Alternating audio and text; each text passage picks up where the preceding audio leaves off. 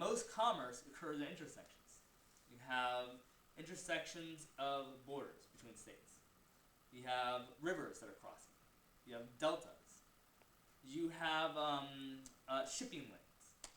So it's that kind of stuff that allows countries to get rich. Same logic applies to you. You have to find the location to sell your product that gives you access to the most people. Now once you have access, then you have to develop marketing skills. Now marketing skills is again another way of turning your product or your service, whatever it is, into a 30-second or 1-minute pitch.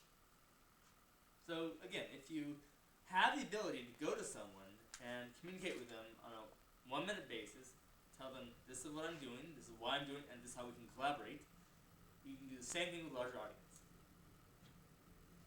So the pitch you give to a single person should be the pitch you give to millions of people.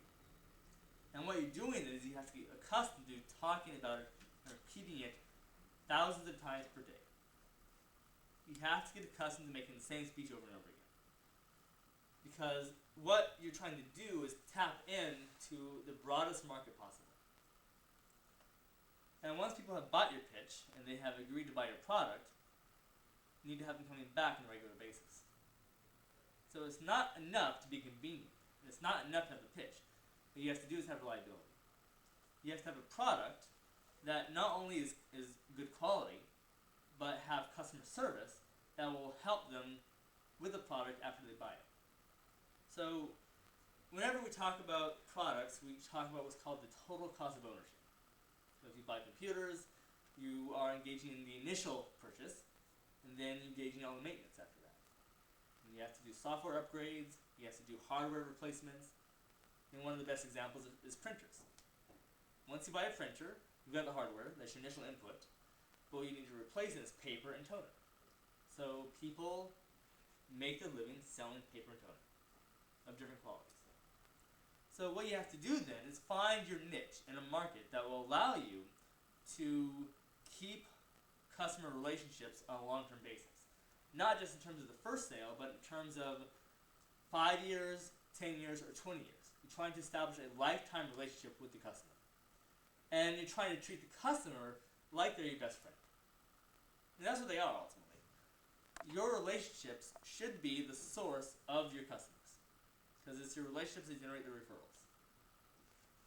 So this is why I come back, of course, to the family.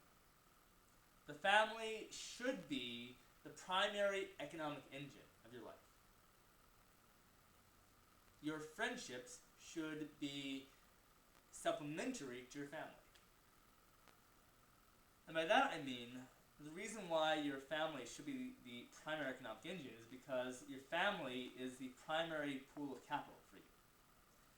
If you run out of money, if you have a short-term cash flow or a deficit, you can turn to your family to get more. If you need a $5,000 cash advance, you can turn to your father, your mother, your cousin, your uncle for that cash advance instead of going to a bank. In the most successful families, in the most successful communities actually, and the example here is Asians, especially Koreans, they develop a family pot. They put their inputs into this pot.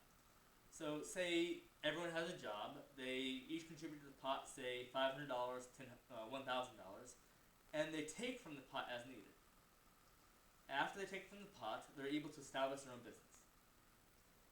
Now here's a key to that element. And most of this I got from one of my former students whose family is Korean and his father owns a store. And this is what they do.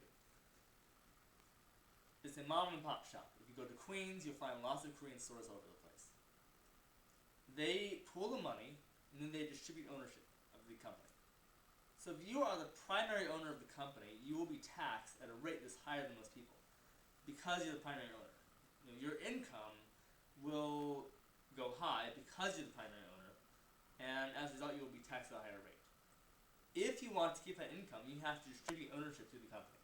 And that means you have to make every person in the family the co-owner of the company. This is how businesses work. If you look at most businesses, most mom and pop shops, it's called mom and pop because they're the co-owners.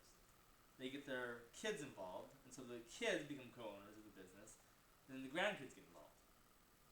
And it's this mechanism that allows them to save money in taxes, allows them to pool resources, and allows them to do strategic planning. Because as they're training the kids to take over the business, they're able to plan the kind of products and services they will offer. That's in a nutshell. Once you develop this sort of family structure and you get your friends involved, what you then have is a fundamental basis for growth. You have the ability to plan long term because you have this pool of money and you're able to then integrate everyone into this economic system. And all I really described is how people have run businesses throughout the past 10,000 years.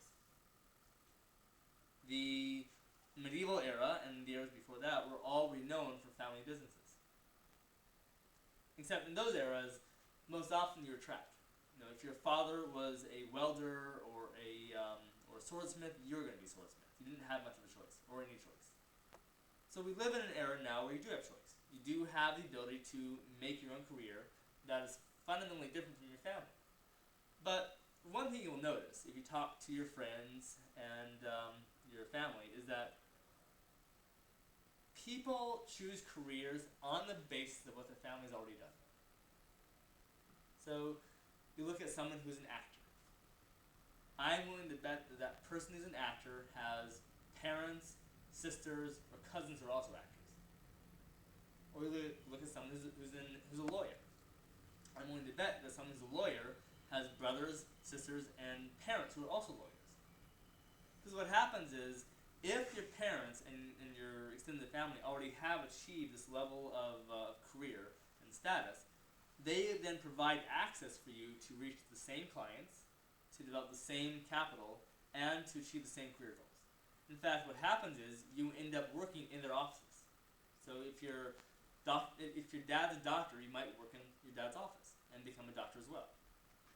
They provide a training ground, an apprenticeship, that allows you to reach the same level. So this is where we begin to then combine the intellectual aspect, the financial aspect, and the social aspect. Apprenticeship, and especially mentoring, is the key to developing these long-term economic relationships. By mentoring, you go to someone and you say, I have your best interest at heart. I've already established myself in this economic position.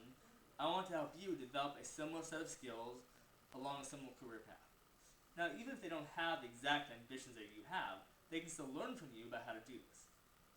So this is why I always advocate organizations of any kind as learning organizations. We should bring the apprenticeship model back. But the apprenticeship model or the mentoring model only works if you view the actual work you're doing not as a pure money-making mechanism, but as a craft.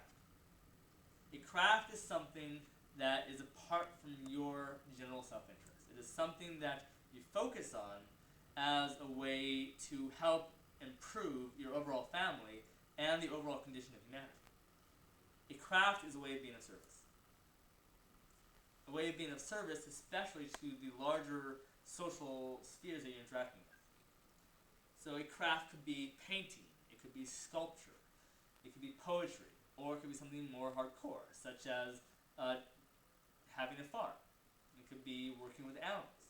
Whatever the craft is, it is something that you strive to perfect, something that you strive to improve on an ongoing basis. And you get everyone involved in this process. And this process then involves collaborative, creative energies. Creative collaboration is, I argue, the end point of this entire process. You want to be in a community where people are surrounding you, offering their creative inputs along with your input, and you put those inputs together into a product that has long-lasting value.